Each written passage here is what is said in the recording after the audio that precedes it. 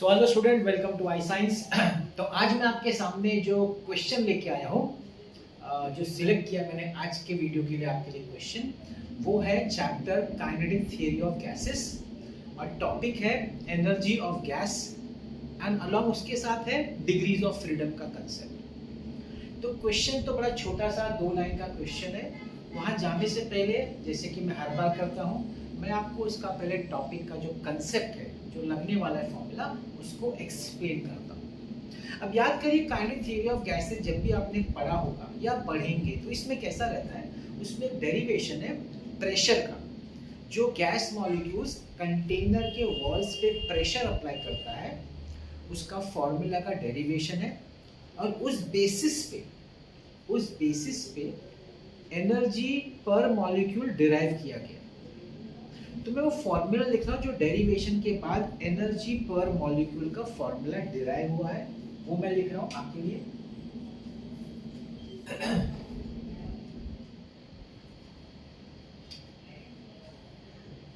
Energy पर molecule, इसको हम लोग E/n से ऐसे एक्सप्रेस कर सकते हैं और उसका फॉर्मूला डिराइव हुआ था 3/2 kV।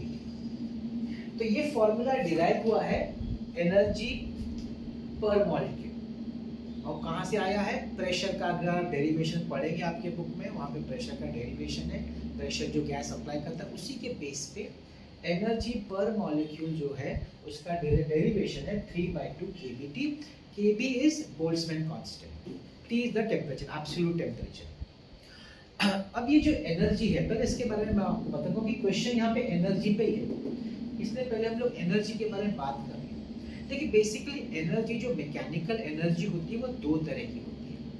एक होती है आपकी काइनेटिक एनर्जी और दूसरी होती है पोटेंशियल एनर्जी।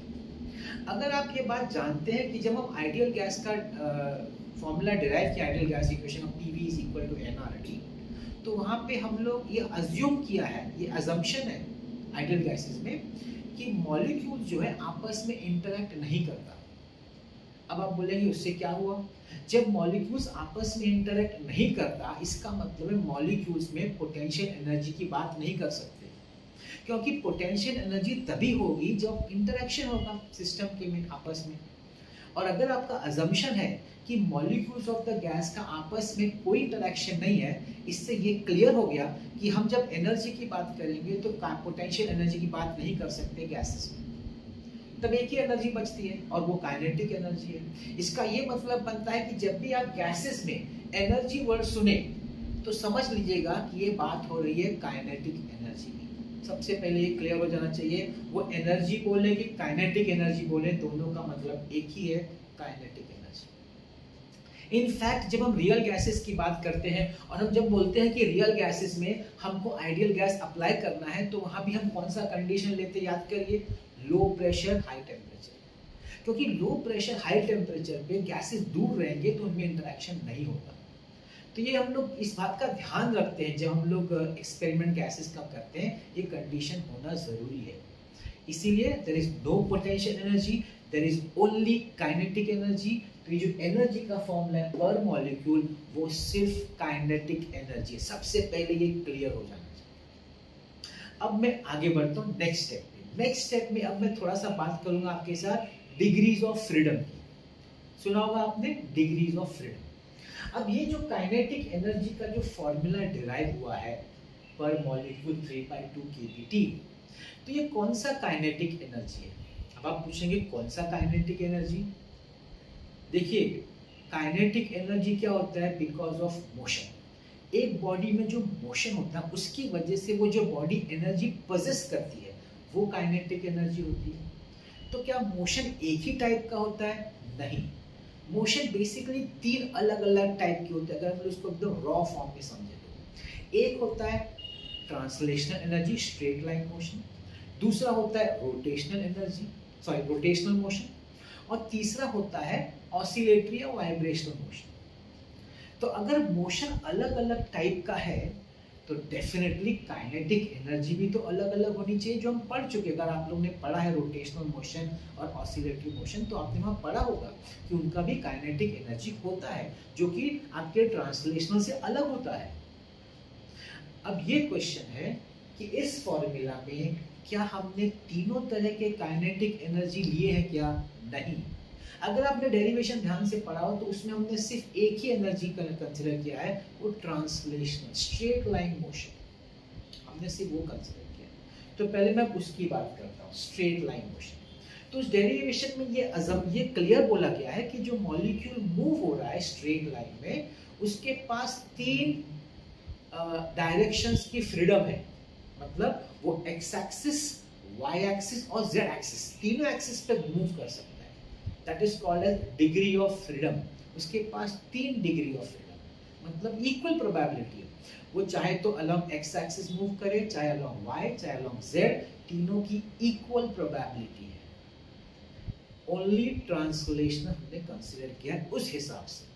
तो अगर सिर्फ ट्रांसलेशनल कंसीडर किया है और ट्रांसलेशन में 3 डिग्रीज ऑफ फ्रीडम है अगर मॉलिक्यूल के पास, और उसकी टोटल एनर्जी हमको 3/2 kBT आ रही है, तो इसको किस तरह एनालाइज किया गया ध्यान से देखिए। इस 3/2 को 3 पार्ट में कट कर दिया, half kBT plus half kBT plus half kBT, और बोला क्या है कि भाई हर एक ये जो हाफ 3 है ना, ये 3 हाफ की 3 टाइम्स है, और हमारे डिग्री ऑफ फ्रीडम ट्रांसलेशन में 3 है।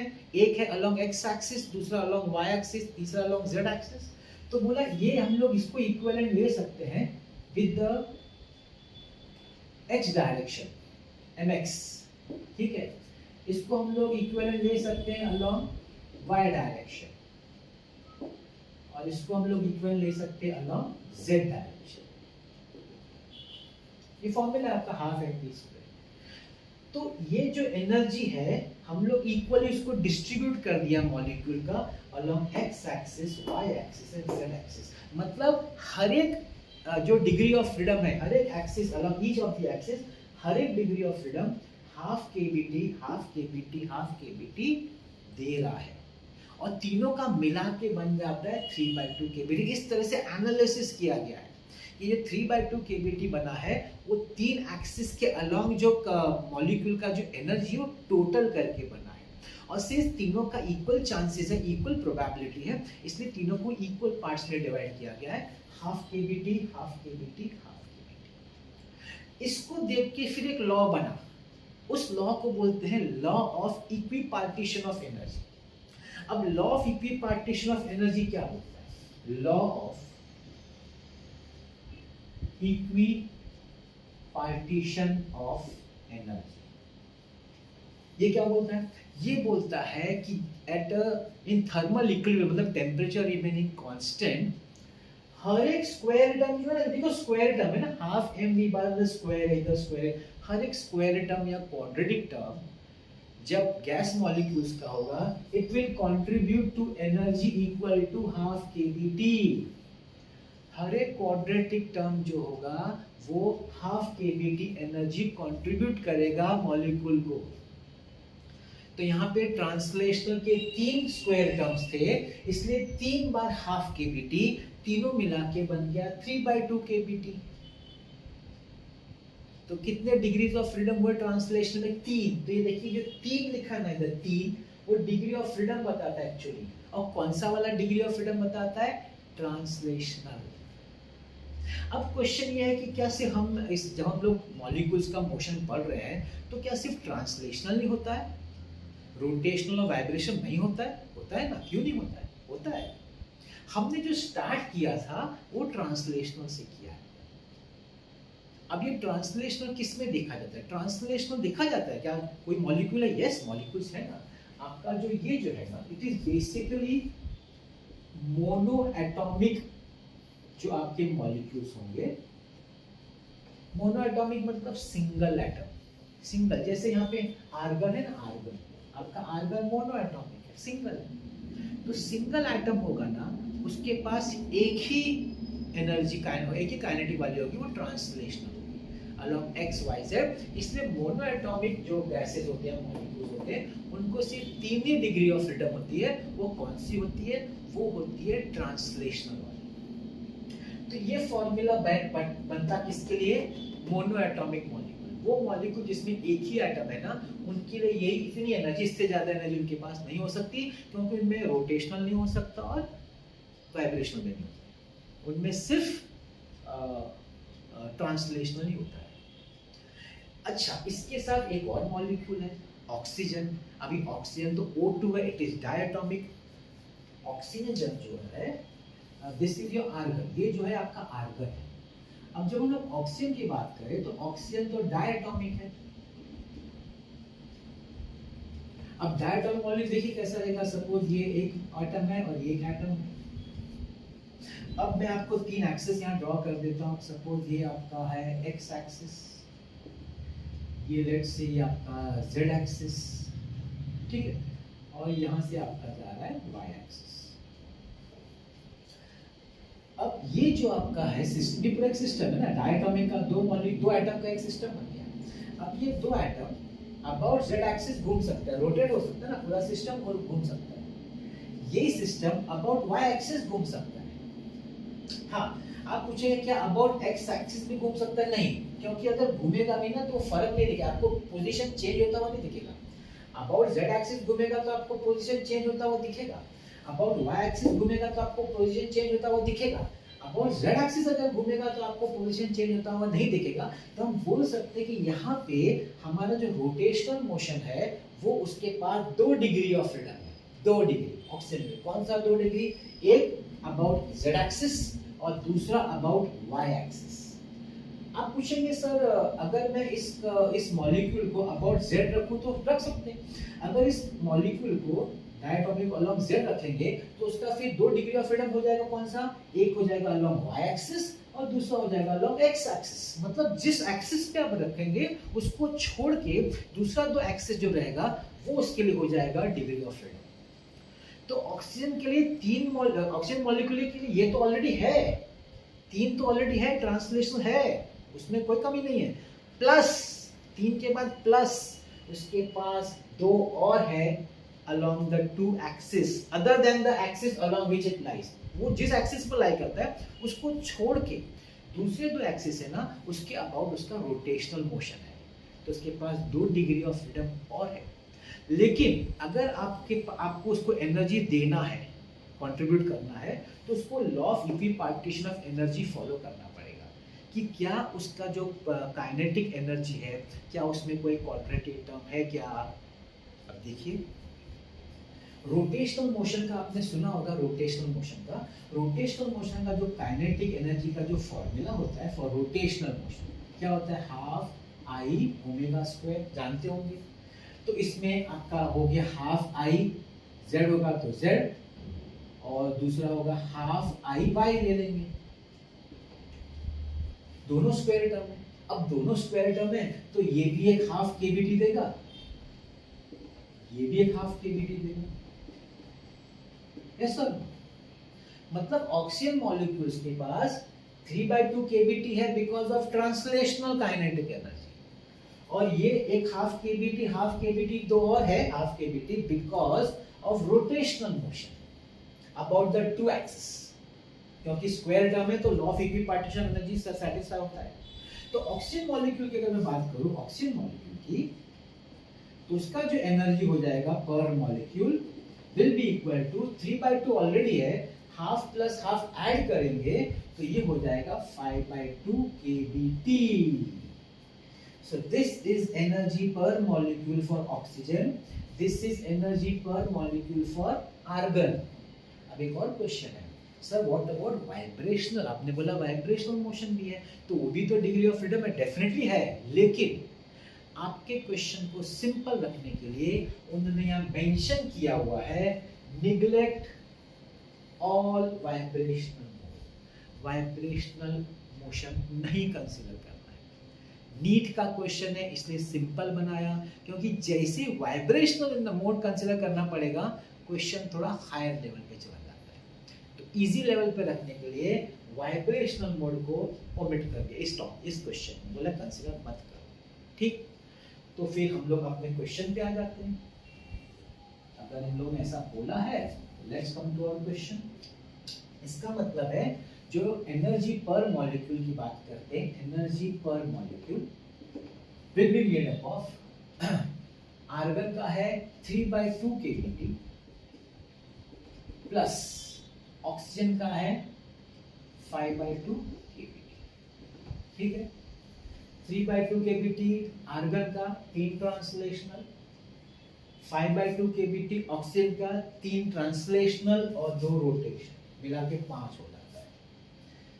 अब आपके पास क्या है ना, उन लोग ने टोटल एनर्जी पूछा है, तो ये पर मॉलिक्यूल है, तो टोटल एनर्जी निकालेंगे तो n मल्टीप्लाई आएगा 3/2 n kBt plus 5/2 n kBt। ये टोटल एनर्जी, मैंने n को क्रॉस मल्टीप्लाई कर दिया। अभी भी थोड़ा करना है, अभी उन लोगों ने हमको नंबर ऑफ मोल्स दिया हुआ है, मतलब मुझे इस फॉर्मूला में नंबर ऑफ मोल्स लाना पड़ेगा।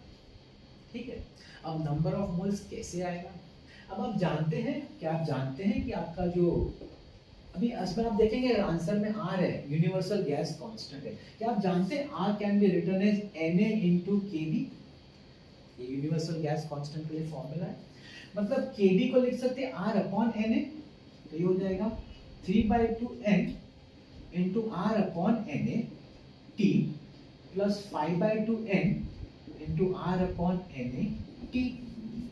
Now what is n upon Na? Number of molecules upon Avogadro's number। ये तो number of moles है भाई, number of molecules upon Avogadro's number is number of moles। So 3/2 into number of moles किसका? Argon का। This will be for argon into T plus 5/2 किसका number of moles? Oxygen का into T। So this is 3/2 number of moles of argon कितना दिया भाई? 4 दिया है। R भी है, मैंने R लिखना भूल गया, RT आएगा इधर, इधर भी RT आएगा। 4 RT प्लस 5/2 ऑक्सीजन का भाई नंबर ऑफ मोल्स कितना है? 2 RT। ये आपका कैंसिल होगा, 2 2 जा 3 2 जा 6 RT प्लस ये कैंसिल होगा 5 RT and the answer is 11 RT and the option is C। तो देखिए, अगर आप पढ़ने जाना कहीं बुक में से, तो पता है बुक में क्या दिया रहेगा? बुक में ऐसा दिया रहेगा, energy is equal to F upon 2 nRT, बस ये बोलेंगे और बोलेंगे भाई आपका आर्गन मोनोएटॉमिक है, वहाँ 3 लिख दो, अपना ऑक्सीजन डायटॉमिक में 5 लिख दो, सॉल्व करो। इस तरीके से हो जाता है, आंसर तो आएगा ही ना। F जो है डिग्री ऑफ फ्रीडम है, तो ये टेक्स्ट में ऐसे कोई नोट्स आप पढ़ेंगे तो उसमें ऐसे दिया होगा, कोई बोलेगा भी ऐसे बताएगा आपको, तो बोलेंगे भाई आर्गन के लिए 3 डाल दो, ऑक्सीजन के लिए 5 डाल दो, आंसर आ जाता है, आप बड़े खुश हो जाएंगे, आंसर तो आ गया। लेकिन अगर आपको कंसेप्ट मालूम है और अगर आपको ये याद नहीं है, तो आप कंसेप्ट से कर सकते हैं भाई। फिजिक्स को हमेशा इस तरह से करिए कि आपको कंसेप्चुअल आपका स्ट्रांग है। सब कुछ शॉर्टकट्स में अगर हम करने जाएंगे तो याद नहीं रहता एग्जाम टाइम में, क्योंकि बहुत स्ट्रेस रहता है, इतने सारे चैप्टर्स रहते हैं, फिजिक्स, केमिस्ट्री, बायोलॉजी सब रहता है। It is not easy to remember so many things. So इसीलिए मैं कोशिश करता हूँ कि आपको मैं कंसेप्चुअली स्ट्रांग बना दूँ। याद रहा तो अच्छी बात है, मैं ऐसा नहीं बोल रहा नहीं, ये फॉर्मूला अगर याद रहा तो वेरी गुड, याद नहीं रहा तो क्या मैं सॉल्व नहीं कर सकता? नहीं, ऐसा नहीं होना चाहिए। I should be able to solve it if my concepts are clear. That's how it can be done। तो यहाँ पे हमारा कौन सा दो यूज हुआ कंसेप्ट? एक एनर्जी पर मॉलिक्यूल जो प्रेशर से डिराइव हुआ था, और दूसरा degrees of freedom along with law of equipartition of energy. इसको कंबाइन करके हमको आंसर आ गया सी। तो आई होप आज का आपको सेशन अच्छा लगा होगा, तो अपने कमेंट्स में जरूर आप अपनी राय दीजिएगा, and please please like, share, subscribe, and next time मैं आपके लिए और भी अच्छा क्वेश्चन लाने की कोशिश करूंगा। Thank you so much for watching.